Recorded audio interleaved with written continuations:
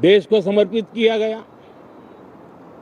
अभी कुछ दिन पहले ग्रीन हाइड्रोजन से चलने वाली ट्रेन, और विश्व में बहुत कम देश ऐसे हैं कि जिनके पास ये सुविधा है, लेकिन भारत ने जो हाइड्रोजन ट्रेन देशवासियों को समर्पित की है,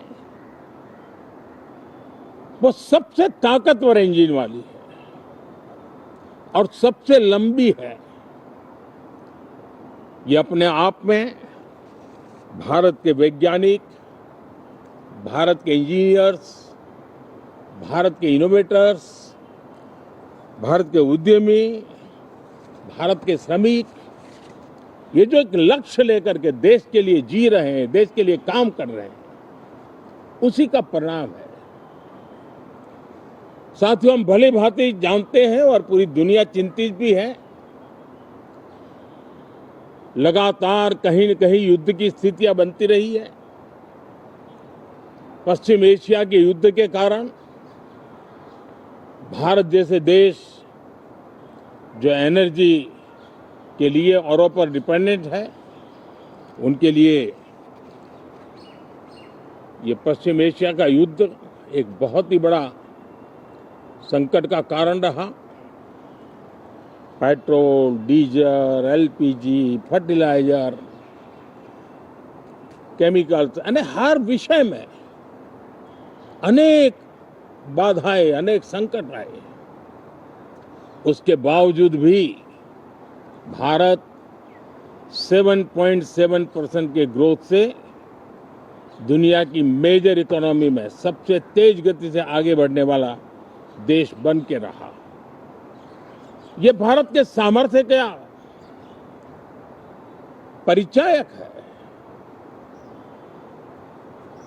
भारत किस प्रकार से उत्साह और उमंग के साथ नई ऊंचाइयों को पार करना चाहता है, उसकी इसमें एक झलक है। और ऐसे में जब ये मॉनसून सत्र आरंभ हो रहा है, देश ने स्पीड पकड़ ली है और संसद का स्पिरिट उस स्पीड में नई ऊर्जा भर सकता है। सकारात्मक स्पिरिट राष्ट्र के लक्ष्यों को प्राप्त करने के लिए बहुत आवश्यक होता है।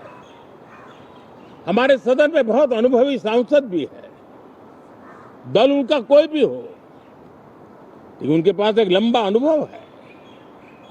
ऐसे समय में उनके अनुभव की, उनके ज्ञान की संसद को भी जरूरत है, देश को भी जरूरत है।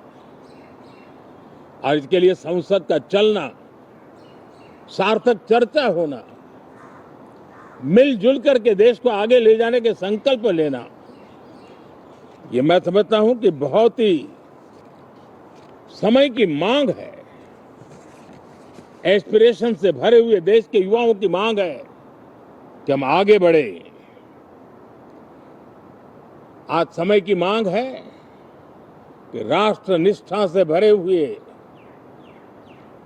राष्ट्र भक्ति के लिए जी रहे आवाज को सदन में उचित मंच मिलता रहे, वे अपनी आवाज को बुलंद करे, देश को दिशा दे। और इसलिए मैं आशा करता हूं और मुझे पक्का विश्वास है, जहां तथ्य होते हैं, जहां तर्क होते हैं, वहां तूफान के लिए जगह नहीं होती है। अगर तर्क मजबूत है, तथ्य मजबूत है, तो शांत चित्त से भी अपनी आवाज को बुलंद बनाया जा सकता है। मैं आशा करता हूं तर्क और तथ्य के साथ सदन की चर्चा को समृद्ध किया जाए, हर आवाज को अवसर मिले, हर विचार को सम्मान मिले। ये संसद की हमारी भूमिका है। मैं सभी सांसदों से बढ़ चढ़ करके इस सदन में हिस्सा लेने के लिए निमंत्रित करता हूं।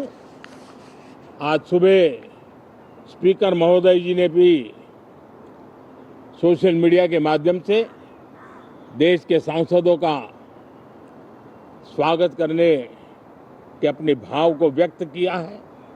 मैं भी उसमें अपना स्वर मिलाता हूं। देश को समर्पित किया गया।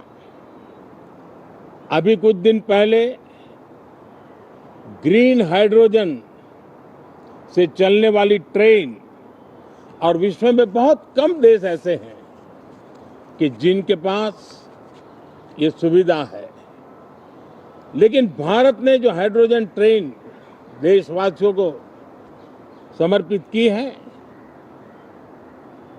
वो सबसे ताकतवर इंजन वाली है और सबसे लंबी है। ये अपने आप में भारत के वैज्ञानिक, भारत के इंजीनियर्स, भारत के इनोवेटर्स, भारत के उद्यमी, भारत के श्रमिक, ये जो एक लक्ष्य लेकर के देश के लिए जी रहे हैं, देश के लिए काम कर रहे हैं, उसी का परिणाम है। साथियों, हम भली भांति जानते हैं और पूरी दुनिया चिंतित भी है। लगातार कहीं न कहीं युद्ध की स्थितियां बनती रही है। पश्चिम एशिया के युद्ध के कारण भारत जैसे देश जो एनर्जी के लिए औरों पर डिपेंडेंट है, उनके लिए ये पश्चिम एशिया का युद्ध एक बहुत ही बड़ा संकट का कारण रहा। Petrol, diesel, LPG, fertiliser,